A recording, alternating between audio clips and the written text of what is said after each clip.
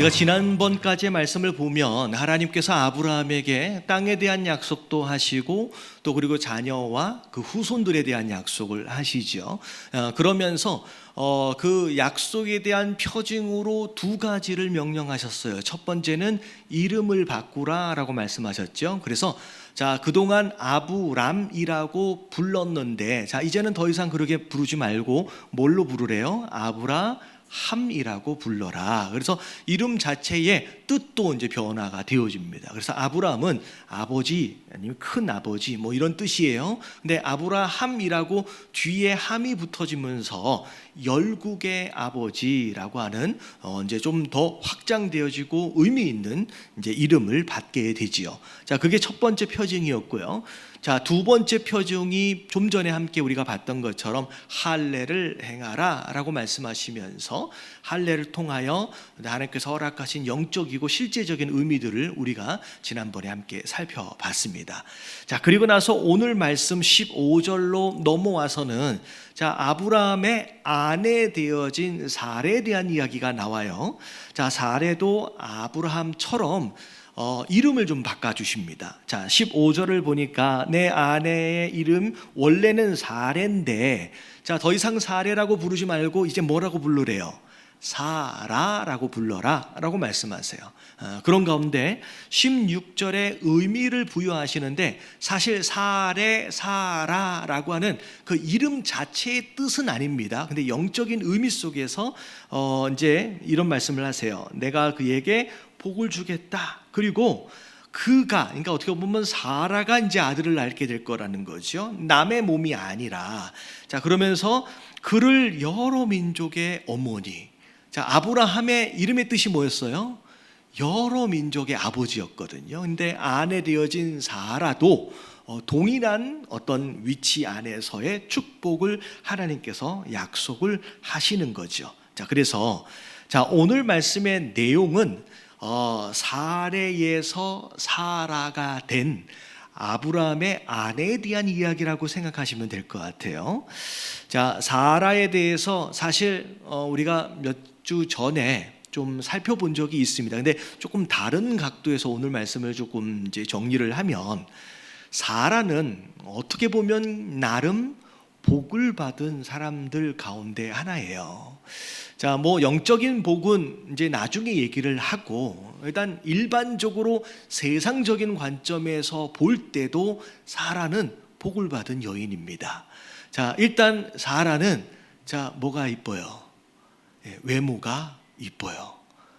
굉장히 큰 축복들 가운데 하나죠. 뭐 여자로서. 그래서 어느 정도 이뻤는지를 보면 애굽에 있던 바로가 한눈에 반할 정도로, 그리고 데리고 살고 싶다, 내가 결혼하고 싶다라고 데리고 올 정도로 굉장히 절세 미인입니다.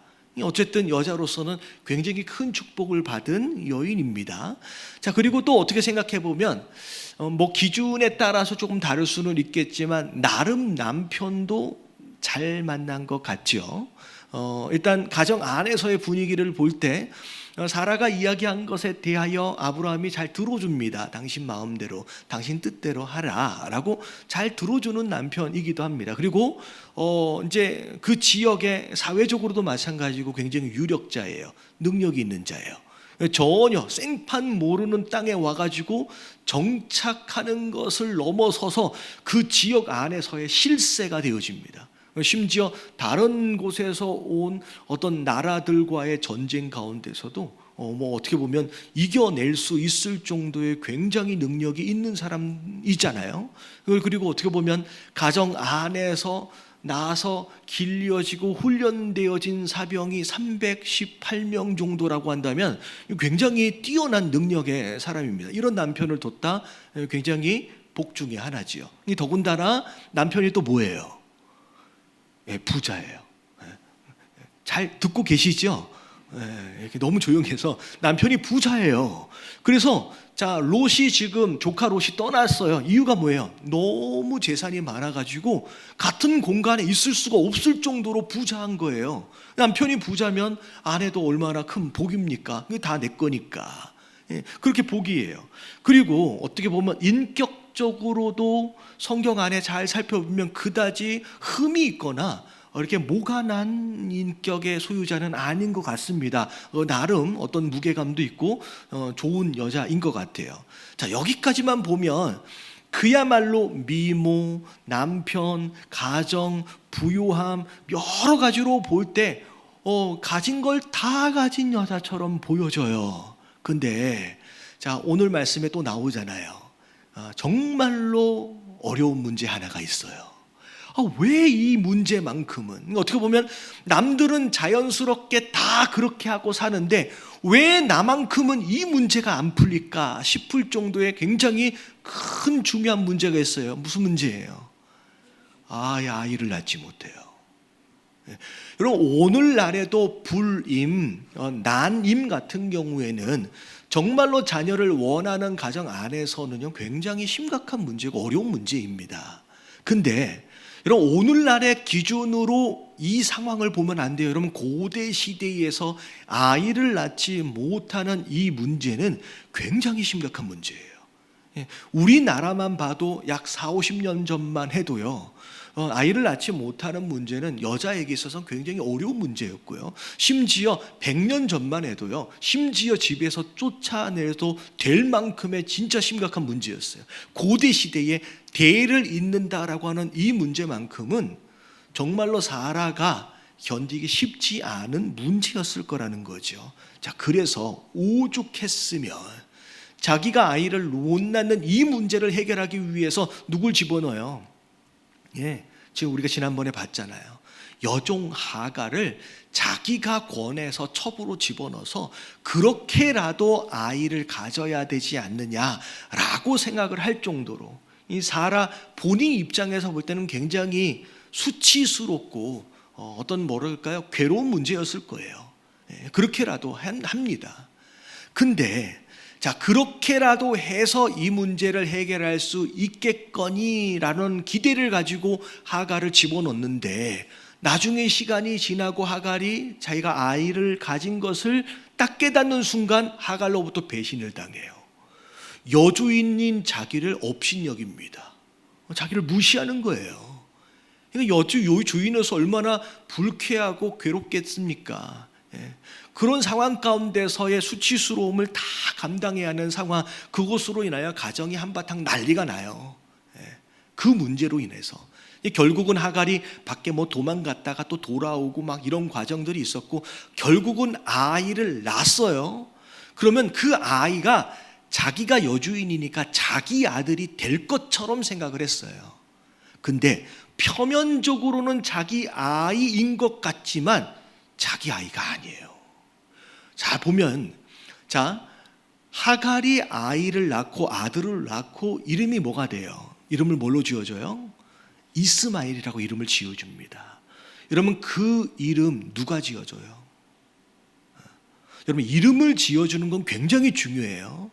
물론 하갈이 광야로 도망갔을 때 천사가 준 이름이에요. 이스마엘이라고 하는 이름. 근데 그걸 잘 모르는 이 가정 안에서 볼 때에 결국은 이스마엘이라고 이름이 지어졌다라고 하는 것은 누가 지어준 거예요? 그럼 하갈이 지어준 거예요. 내 아들이 될 것처럼 생각을 했는데 아니 그 아들의 이름을 자기 여종이 지어줘 버리네. 이거 어떻게 보면 데리고 키우고 있음에도 불구하고 내 자식이 아닌 거예요. 그리고 가정 안에서 이상하게 그 하갈하고 그리고 이 사라하고 굉장히 긴장감이 계속 조성이 됩니다. 이 문제로 인하여서 이 사라는 여러 가지 정신적으로 여러 가지로 계속 고통 가운데서 계속 이 시간들이 지나가고 있는 거예요. 자, 오늘 말씀의 주제가 뭐냐?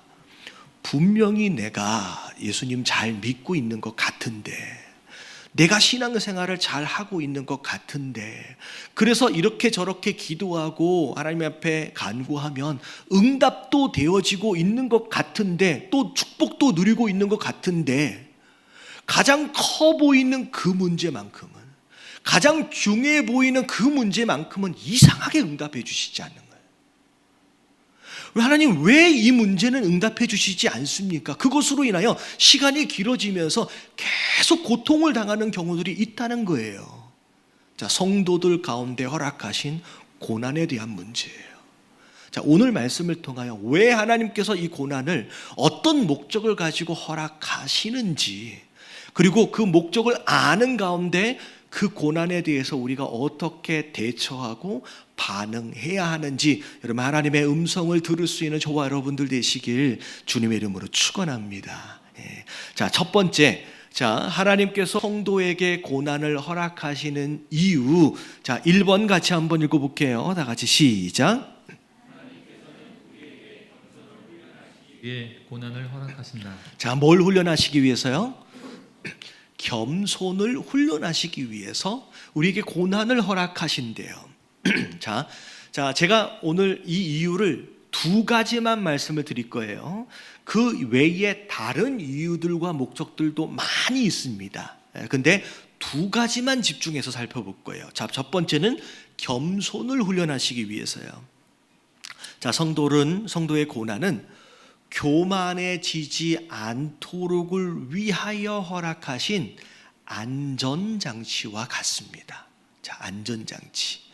자, 교만함이 얼마나 무서운 죄인지에 대하여 성경이 여러 차례 많은 부분들, 많은 말씀들을 통하여서 강조하고 있죠. 잠언 16장 18절의 말씀을 보면 같이 한번 읽어볼게요. 다 같이 시작. 교만은 패망의 선봉이요 거만한 마음은 넘어짐의 앞잡이니라. 교만하면 어떻게 된다? 망한대요. 거만한 마음을 가지면 넘어진대요. 특별히 하나님께서 그 고난 이후에 어떤 특별한 축복을 주시기 위한다, 아니면 특별한 사명을 주시기 원한다 라고 하는 경우에는 그것들로 인하여 교만해져 버리거나 그 교만으로 인하여 넘어져 버리지, 망해버리지 않도록을 위해서 안전장치로 우리에게 고난의 과정들을 허락하신다는 거예요. 사실 성경에 보면 많은 인물들이 등장하는데 이 인물들을 잘 들여다보면 거의 이런 스토리를 다 발견할 수 있습니다. 몇 가지만 좀 소개를 해드리면, 이 사라와 비슷한 문제를 경험했던 여인이 또 하나 있었죠. 한나라고 하는 여인. 어떤 사람이에요? 누구의 어머니인지 기억나세요? 이스라엘의 정말 위대한 선지자 중에 한 사람이에요. 사무엘 선지자의 어머니예요. 정말 이 사무엘 선지자를 낳아서 길러가는 이 과정. 근데 여러분, 그게 쉽지 않았어요. 사라처럼 이런 난임과 불임으로 인하여 굉장히 힘든 과정들을 겪었었지요. 그리고 또 다른 인물을 보면 이 고난의 대표적인 주자 하면 누가 생각이 나요? 구약에 보면 요셉 생각이 나잖아요. 요셉, 애굽의 총리가 되어지고 기근으로부터 가정을 구원한 자, 그리고 심지어 나중을 보면 이스라엘이라고 하는 나라의 가장 중요한 기초의 배경을 마련한 자예요. 어마어마한 일을 한 사람이에요. 근데 요셉은 정말로 어린 시절 어떤 고통을 당하냐면 형제들로부터 배신을 당하고 팔려서 종으로 팔려가고 심지어 억울하게 감옥에서 그런 고생을 했던 인물들로 우리가 기억을 합니다. 그러니까 굉장히 큰 사명을 감당하고 큰 일을 감당한 사람들일수록 이 고난의 강도가 굉장히 세다라고 하는 게 우리가 발견할 수 있는 내용이에요. 그리고 고난의 과정 하면 또 누가 생각이 나냐면 다윗이죠. 지금도 이스라엘 안에서는 이 가장 위대한 왕으로 이제 칭함을 받는 다윗 왕. 이 다윗 왕은 고난으로 생각을 한다면 어린 시절에는 이런 고난이었어요. 원래 본처의 아들이 아니잖아요. 그러다 보니 형제들로부터 업신여김을 당하고 따돌림을 당하고 어린 시절 그런 고난을 당합니다. 나중에 커서도 골리앗을 죽인 그 상황임에도 불구하고 사울 왕으로부터 어마어마하게 오랜 시간 동안 쫓겨다니는, 정말로 살아남기 위해서 미친 척하면서 침을 흘릴 정도로 그렇게 해야 될 정도의 삶을 살았던 것이 다윗이었다는 거예요. 다윗. 자, 이게 이제 구약에 나오는 인물들의 모습들이에요.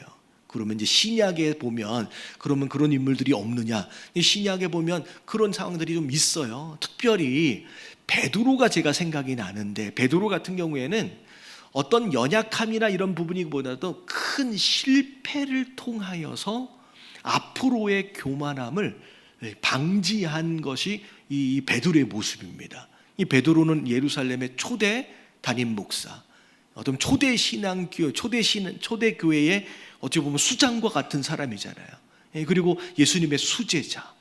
근데요, 솔직히 베드로 같은 경우에 다른 사람들하고 이게 서로 자랑한다라고 한다면 할 말 되게 많을 것 같아요. 내가 누군지 아냐? 내가 예수님의 수제자였고, 내가 변화산에서 예수님의 신성을 받고, 막 얘기를 많이 할 게 많아요. 근데 딱 한 가지는 베드로만 할 수 있는 자랑, 그거 하나 있죠. 뭐가 있어요? 너 물 위 걸어봤어? 여러분, 그 한마디면요 아무도 말 못할 거예요. 이 세상에서 딱 한 명, 예수님과 더불어 물 위를 걸어본 사람은 베드로 하나밖에 없어요. 근데 여러분, 베드로는 그 많은 자랑거리가 있어도 한마디 할 수 없어요. 자, 어떤 사건이에요? 예수님 잡히시던 그날 밤에 수제자인 자기가 예수님을 부인합니다. 예수님을 저주해요. 여러분, 그 실수, 그 실패, 그게 아니었다라고 한다면 아마 제 베드로는 할 말 되게 많고 자랑할 거 되게 많았을 거예요.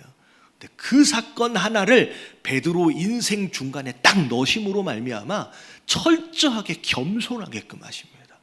아무것도 자랑하지 못하도록 만드세요. 그리고 고난하면 신약에 누가 떠올라요? 대표적인 인물이 바울 사도지요.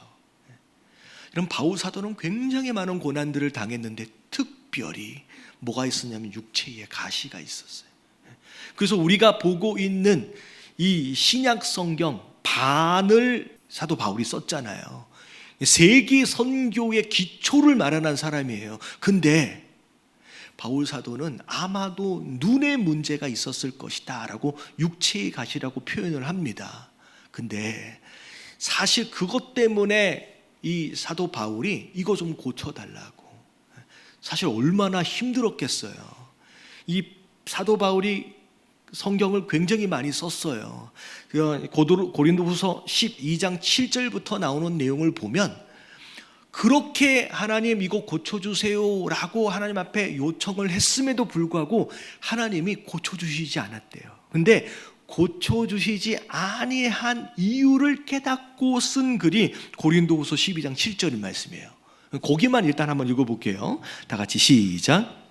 여러 계시를 받은 것이 지극히 크므로 너무 자만하지 않게 하시려고 내 육체의 가시 곧 사탄의 사자를 치셨으니 이는 나를 쳐서 너무 자만하지 않게 하려 하십니다. 하나님이 알게끔 하신 게 너무 많았대요.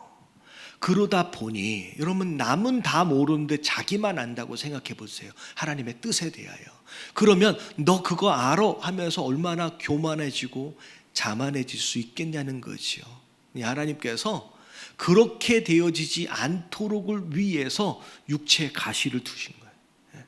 그래서 어떻게 보면 만약에 바울 사도가 육체에 이 가시가 없었다라고 한다면 더 활발하게 사역도 하고 더 많은 성경도 썼을 겁니다. 지금 우리가 보고 있는 바울 서신들의 대부분은 바울 사도가 친필로 쓴 게 아니라 대필로 썼어요. 옆에서 불러주고, 눈이 잘 안 보이니까 옆에서 불러주고 대신 받아 적은 거예요. 그래서 앞에 있는 인사말하고 뒤에 서명만 거의 바울 사도가 합니다.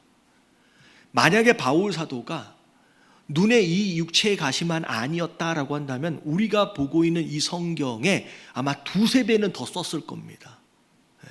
어떻게 보면 바울 사도 입장에서 보면 이게 참 없으면 더 많은 글도 쓸 수 있을 것 같고 더 활발하게 선교도 할 수 있을 것 같고, 왜 이걸 하나님이 주셔서, 그래서 이 8절을 보면 이것이 내게서 떠나가게 하기를 위하여 내가 뭐 했대요? 3번이나 하나님께 간구했대요. 하나님 이거 좀 고쳐주세요. 이거 좀 고쳐주세요. 그렇잖아요. 사도예요. 그리고 말씀도 전하고 많은 사역들을 하면서 심지어 남의 병을 다 고쳐주기도 하는데 자기 병만 못 고치는 거예요. 이게 얼마나 창피하기도 하면서 이거 좀 풀어줬으면, 이것 좀 고쳐줬으면. 3번이나 구했는데, 자 9절을 보니까 하나님 뭐라고 말씀하세요? 다 같이 읽어볼게요. 자 다 같이 시작. 나에게 이르기를 내 은혜가 내게 족하도다. 이는 내 능력이 약한 데서 온전하여짐이라 하신지라. 그러므로 도리어 크게 기뻐함으로 나의 여러 약한 것들에 대하여 자랑하리니 이는 그리스도의 능력이 내게 머물게 하려 함이라. 자 하나님 좀 고쳐주세요 라고 얘기했더니 하나님 뭐라고 말씀하세요? 네 은혜가 내게 족하대요. 내가 생각할 때의 이 불편함이, 이 가시가 정말 빨리 고쳐야 할 질병처럼 생각했는데 하나님은 오히려 뭐라고 말씀하시냐면 그게 너한테 은혜다라고 말씀하시는 거예요. 우리가 그렇잖아요. 하나님 이 문제만 해결이 되면 너무 행복할 것 같거든요. 오히려 이 문제만 해결을 하면 하나님 정말로 열심히 봉사도 할 수 있을 것 같고, 근데 오히려 하나님 뭐라고 말씀하시냐면 그 문제를 가지고 있는 것 자체가 오히려 너에게 은혜일 수 있대요. 어떻게 이게 은혜입니까? 라고 이야기할 수 있는, 질문할 수 있는 상황 가운데서 하나님이 그 이유를 말씀하세요. 이는 내 능력이 자 어디에서 온전해진대요? 약한 데에서 온전해진대요. 여러분 이게 하나님이 일하시는 방법이에요. 우리는 능력도 더 있고 불편함도 하나도 없이, 문제도 하나도 없이 다 내 마음대로 다 마음껏 할 수 있으면 그게 진짜 좋을 것 같지만, 오히려 하나님은 뭐라고 말씀하시냐면 네 안에 있는 연약함, 그것이 너의 능력을 온전하게 만든다라고 말씀하세요. 그리고 자 도리어 크게 기뻐함으로 나의 여러 연약한 것들에 대하여 자랑하면서 뭐라고 얘기해요? 이는 그리스도의 능력이 내게 머물게 하려 함이니라. 다시 말하면 하나님이 바울사도에게 능력도 주셨어요. 그리고 사명도 주셨어요. 잘 할 수 있는 많은 것들을 주셨어요. 근데 그것들이 내 삶에 머물러 있을 수 있도록 딱 붙잡고 있는 그것이 무엇이냐? 오히려 그게 육체의 가시다라고 말씀하시는 거예요. 여러분 내 삶 가운데 이것만 없으면 정말 행복할 것 같고, 정말 이것만 없으면, 이 문제만 해결이 되면 날아갈 것 같은 그거 있어요, 없어요? 그거 있잖아요. 근데 하나님 뭐라고 말씀하시냐면 그것 때문에 네가 온전한 거야. 그것 때문에 하나님의 능력이 네 안에 머물러 있을 수 있는 거야 라고 말씀하시는 거예요. 여러분 이해는 되지 않지만 여러분 깨달아지시는 저와 여러분들 되시길 주님의 이름으로 축원합니다. 성경의 모든 인물이 다 그래요. 큰 축복을 받아야 할 자, 큰 사명을 감당해야 할 자, 그냥 되어지는 게 아니에요. 오히려 그걸 감당할 수 있도록을 위해서 여러분 이 고난의 과정을 허락하세요. 교만해지지 않도록 안전장치로. 여러분 내 삶 가운데 정말 이 사라처럼은 아니지만 여러분 이런 문제가 있다라고 한다면 이게 안전장치구나 라고 여기시고 오히려 감사하시는 저와 여러분들 되시길 주님의 이름으로 축원합니다. 자 그리고 두 번째 이유를 함께 볼게요. 2번 같이 한번 읽어봅니다. 다 같이 시작. 하나님께서는 우리를 큰 그릇으로 사용하시기 위해 고난을 허락하신다. 자 이미 앞에서 다 설명드린 것 같아요. 위에서 큰 축복을 담아내고 큰 사명을 담아낼 수 있도록을 위해선 큰 그릇이 필요한 거예요. 이 큰 그릇은 자 어떻게 만들어지냐면 겸손으로 만들어지는 거예요. 겸손의 그릇을 만들어내시기 위해서, 그래서 하나님께서 고난과 또 실패와 또 여러 가지 연약함들을 허락하신 거라는 거죠. 그래서 제가 전에 그런 말씀을 드린 적이 있어요. 이렇게 바다에 가보면 배들이 있잖아요. 근데 배들도 작은 배가 있고 큰 배가 있습니다. 근데 작은 배들에게는 없는데 큰 배들에게만 있는 게 있어요. 자, 그게 뭐냐면, 자, 이제 불려주는 용어들이 좀 다양하긴 하지만, 주로 이제 용골이라고 부르는 게 있어요. 용골. 그게 뭐냐면, 큰 배들을 보면 맨 밑에 굉장히 큰 드럼통처럼 큰 것이 이게 붙어 있는 걸 혹시 보신 적 있으세요? 큰 통 같은 거, 배 밑에 한 번도 보신 적이 없어요? 있죠? 이게 용골이라고 불러요. 이 용골은 뭐냐면 그 안에다가 물보다 더 무거운 것을 담아요. 그래서 이 배를 밑으로 끌어내리는 거예요. 끌어내리는 거. 이거는 작은 배에는 없고 큰 배에만 있습니다. 일반적으로 물 위에 떠서 가야 하는 배를 만든다라고 했을 때 이런 배는 가볍게 만드는 게 좋잖아요. 그래야 잘 뜨고 그리고 또 빨리 달릴 수 있고. 그런데 작은 배들은 좀 그렇게 합니다. 근데 유독 큰 배를 만들 때는 그 용골이라고 하는 것을 밑에 붙여가지고 무겁게 만들어요. 떠 있는 배를 밑으로 끌어내립니다. 그러니까 큰 배 입장에서 볼 때 이것만 없으면 더 가볍게 뜰 수 있을 것 같고 이것만 없으면 더 빨리 달릴 것 같잖아요. 근데 이걸 무조건 큰 배는 달아요. 이러면 이게 뭘까요? 이게 뭘 위해서 다는 거예요? 여러분, 배가 커지고 그리고 속도가 빨라지면 배에게 있어서 가장 중요한 것은 안정성이에요. 기울어졌을 때 넘어가면 안 되잖아요. 그랬을 때 이 무거운 것을 밑에다 달아서 마치 추처럼 균형을 잡습니다. 물 밑으로 끌어내리는 거예요. 그리고 속도가 나면 날수록 배는 위로 뜨거든요. 그러면 배가 불안정해요. 잘못하면 바람이 날아갑니다. 근데 그게 배가 위로 뜨지 않도록 이것을 무게중심으로 배 밑으로 물 밑으로 끌어내리는 거예요. 이게 바로 용골의 역할이에요. 그 배 입장에서 볼 때 이게 없으면 더 잘 달리고 더 빨리 갈 수 있을 것 같지만 여러분, 이게 없는 큰 배는 결국 뒤집어져요. 결국 자빠져 버리는 거예요. 그렇게 되지 않도록 이걸 위해서 다는 거예요. 다시 한번 살기 위해서 다는 거고, 우리가 잘 알아야 돼요. 우리 삶 가운데 이 밑에 있는 용골처럼 무거운 추를 하나님께서 다실 때가 있어요. 마치 손톱 및 가시처럼 이것만 없으면 참 좋을 텐데 해결되지 않는 문제를 우리 삶 가운데 계속 남겨두시는 경우들이 있다는 거예요. 이유가 뭐냐면 우리가 오히려 감사할 일이에요. 우리를 작은 배로 만드신 게 아니라 어떤 배로 만드신 거예요? 여러분, 큰 배로 만드신 거예요. 유독 내 삶은 고난이 많다. 여러분, 내가 큰 배다라고 하는 것으로 감사하시길 주님의 이름으로 축원합니다. 예. 여러분, 용골의 무게는 여러분 배가 커지면 커질수록 더 무거워지는 거예요. 예. 어떻게 보면 큰 고난이 있으면 있을수록 나를 큰 배로 만드셨다라고 하는 것으로 여러분 기대하시면 돼요. 자, 근데 중요한 건 여기서부터예요. 자, 이렇게 말씀을 전하면, 자, 이런 설교 많이 들어보셨잖아요. 예, 고난을 왜 허락하시는지. 여러분, 이 설교를 한 번, 두 번 듣는 건 아닐 겁니다. 자, 이런 설교를 들으면 많은 분들이 그것으로 결단하고 또 용기를 얻고 막 그렇게 될 수도 있지만, 또 어떤 분들은 이런 생각을 하게 됩니다.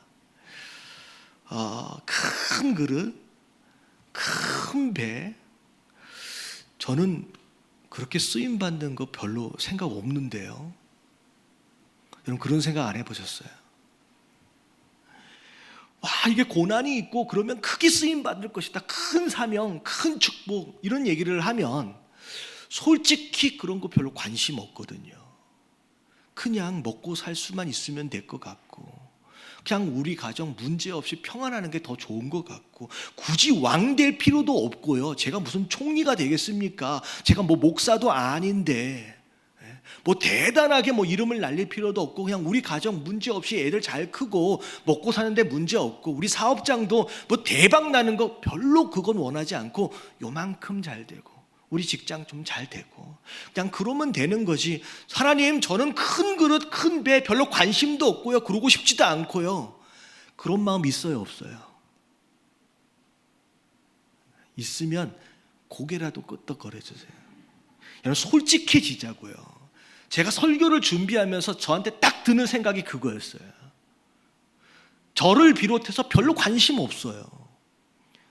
무슨 요셉처럼 다윗처럼 그렇게 쓰임받고 싶은 거 아니잖아요. 그런 마음 처음부터 있지도 않고요. 근데 중요한 건 위에 아까 처음에 설명드렸던 수많은 성경의 인물들 또한 마찬가지였어요.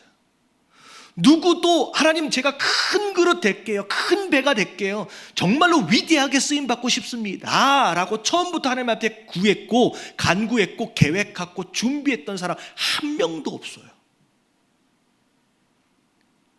그거 원해서 된 게 아니에요. 우리가 이걸 잘 알아야 돼요. 어떻게 된 거예요? 여러분, 어떻게 된 거예요? 그들이 왜 위대하게 됐어요? 그들이 원해서도 아니에요. 그들이 관심이 있어서도 아니에요. 그냥 하나님이 선택하신 거예요. 여러분, 깨달아지시길 주님의 이름으로 축원합니다. 정말 죄송하고 미안하지만 내가 할 수 있어서 하는 게 아니라, 또 그리고 내가 피할 수 있어서 피해지는 게 아니에요. 그냥 하나님이 선택하신 거예요. 그래서 로마서 9장 20절부터 21절까지 말씀을 보면 같이 읽어볼게요. 다 같이 시작. 이 사람아, 내가 누구이기에 감히 하나님께 반문하느냐? 지음을 받은 물건이 지은 자에게 어찌 나를 이같이 만들었느냐 말하겠느냐?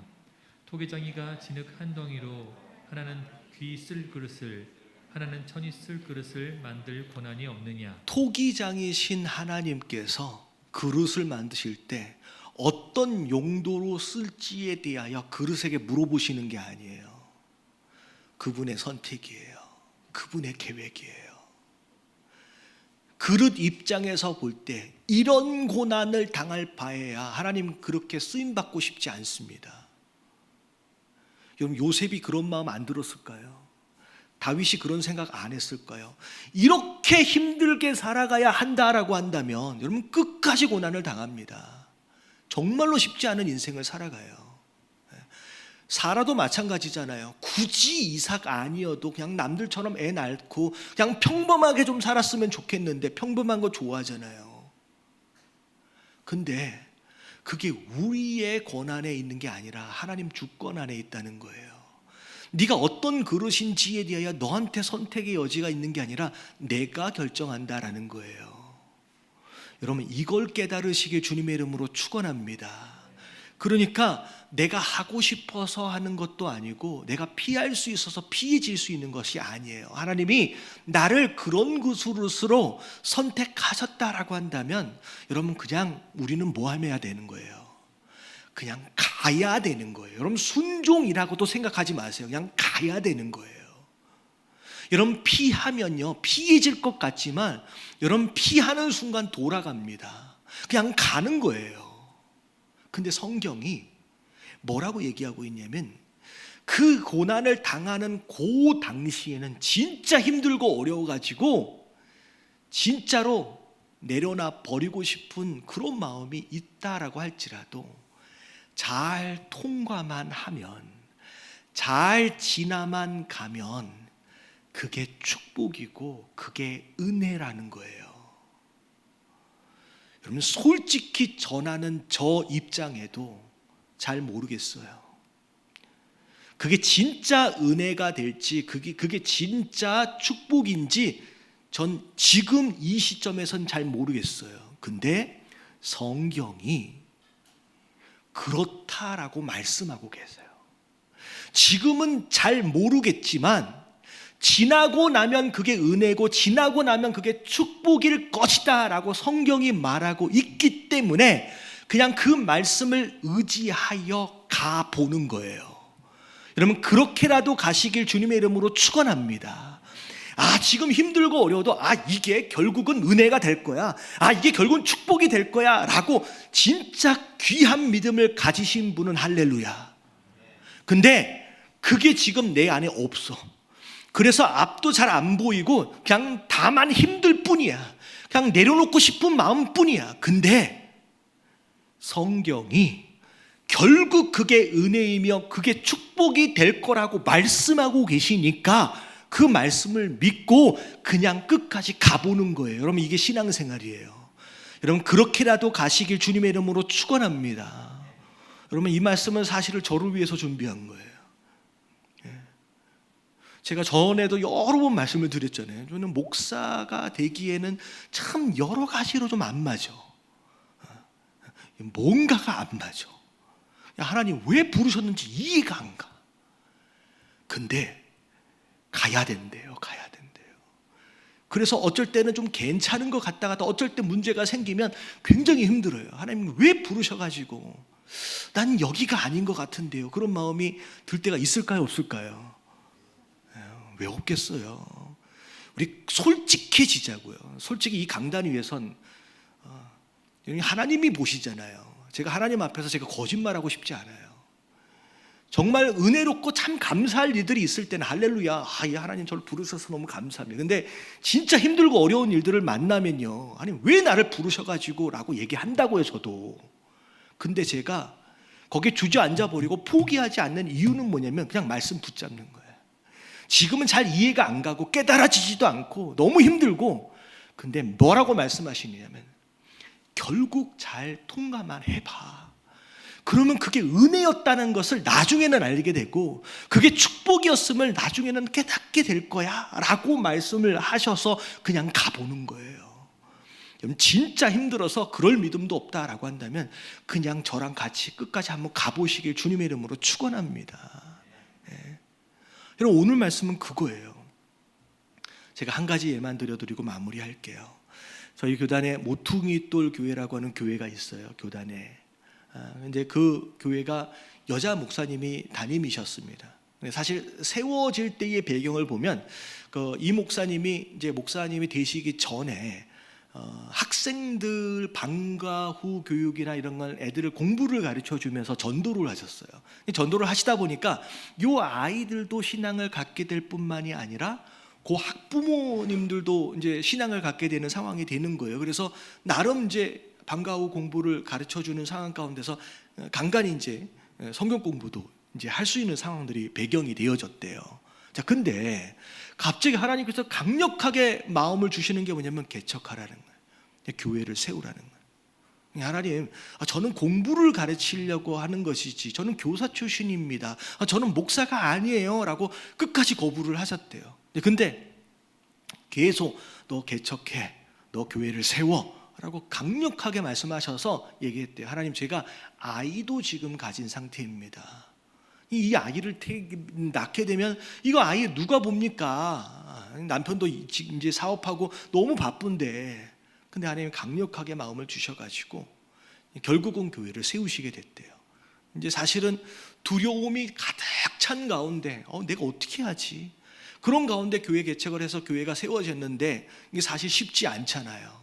뭐 금방 막 성도들이 모이고 막 부흥하고 하면 너무 감사하겠지만 여러분, 그렇지 않습니다. 너무 힘든 거예요. 힘드는 가운데 이제 아이를 출산을 하게 됐는데, 자, 어떤 아이가 나왔냐면 중증 장애 아이가 나왔어요. 아이가 딱 태어나는 순간 하나님한테 원망했대요. 솔직히 원망했대요. 하나님, 이게 뭡니까? 내가 그렇게 하기 싫다고 해가지고 그랬는데도 교회 개척하라고 해가지고, 그래요, 내가 정말 이 악물고 정말 순종하는 셈 치고 내가 했는데 아이를 낳았는데 중증장애. 여러분, 이 아이를 내가 어떻게 키웁니까? 이 힘들게. 이 아이의 상태가 어느 상태냐면 중간 이제 많이 컸어요. 지금 10대예요. 근데 태어났을 때 아이의 발작을 하게 되면요, 그냥 숨이 넘어가요. 그러니까 발작을 하고 위기가 딱 오면, 그냥 증상이 오면 그냥 들고 뛰어야 된대요. 그냥 119 불러야 돼요. 그러지 않으면 그냥 죽는 거예요. 그러니까 일주일에 2-3번 정도를 그렇게 한대요. 그리고 심지어 주일날 아침에 그 아이가 딱 그 증상이 나타나면 예배고 뭐고 내려놓고 그냥 가야 된대요. 왜? 아니면 죽으니까. 그냥 그러면 곧 개척은 해놨는데 집사님한테 말씀이나 좀 읽어주시고 함께 좀 나눠주세요 라고 하고 가야 되는 거예요. 여러분, 개척을 해놨는데 이게 교회고 예배가 제대로 되겠습니까? 그러니까 너무 힘들어가지고 괴로워가지고 매일 그렇게 울었대요. 그러다가 자, 누굴 만났냐면 우리가 지금 후원하고 있는 김단현 목사님, 우리 중구 선교사님, 고 선교사님을 만났어요. 그러다 서로 이야기를 하다가 지금 이 아이를 키우는 게 너무 힘들고 지금 담임을 할 수가 없으니까 목사님 여기 한국에 계실 동안이라도 조금 맡아주세요라고 해가지고 그 김대년 목사님이 당분간 담임을 맡으시게 됐어요.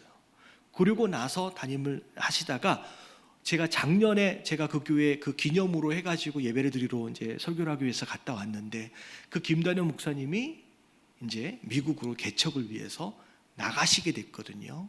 그러면서 다시 그 처음 세우셨던 그 목사님이 담임으로 이제 부임을 하시게 됐어요. 그 행사를 마치고 함께 저녁 식사를 하면서 나누는 대화가 그거였어요. 개척을 하라 하셨을 때도 이해하지 못했고, 중증 장애아가 태어나는 순간은 진짜 이해할 수 없고, 도대체 왜 하나님께서 나를 이렇게 괴롭게 하시는지 이해가 안 된다고. 남들은 여자로 볼 때도 마찬가지고, 목사로 볼 때도 마찬가지고, 교회로 볼 때도 마찬가지고, 다들 아무렇지도 않게 다 잘 사역하고 있는 것 같은데 왜 내 인생만큼은, 우리 교회만큼은, 내 사역만큼은 이렇게 힘들게 끌고 가셨는지 이해가 안 된다고. 근데 담임이 딱 다시 되어지는 상황 가운데 하신 얘기가 뭐냐면, 그때 나는 아무것도 할 수 없는 사람이다 라고 하는 생각에 묶여 있었다는 거예요. 근데 이제는 무엇이든 할 수 있는 사람이다 라고 하는 믿음에 이제 묶이게 되었대요. 이 고난을 딱 겪고 나니까, 이 어려움을 겪고 나니까 이보다 어려운 일은 이제 없을 거라는 거예요.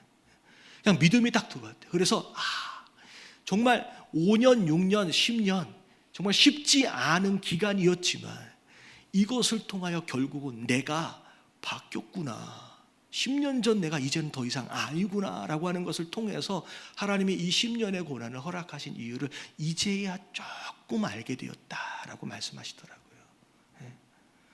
여러분 무슨 얘기인지 아시겠어요? 여러분 지금은 이해 못할 수 있어요. 여러분 깨닫지 못할 수 있어요. 왜 나만 이렇게 인생을 힘들게 사는지. 근데요 여러분 성경이 말씀하고 계세요. 그것이 목적이 있고 결국 잘 통과만 하면 결국 그게 은혜가 될 것이고 그게 축복이 될 것이다 라고 하는 걸 깨닫게 될 날이 올 것이라는 거예요. 여러분 깨달아지지 않고 믿어지지 않더라도 여러분 그 말씀 하나만 좀 붙잡고 여러분 포기하지 마시고 끝까지 잘 통과해 가시는 저와 여러분들 되시길 주님의 이름으로 축원합니다.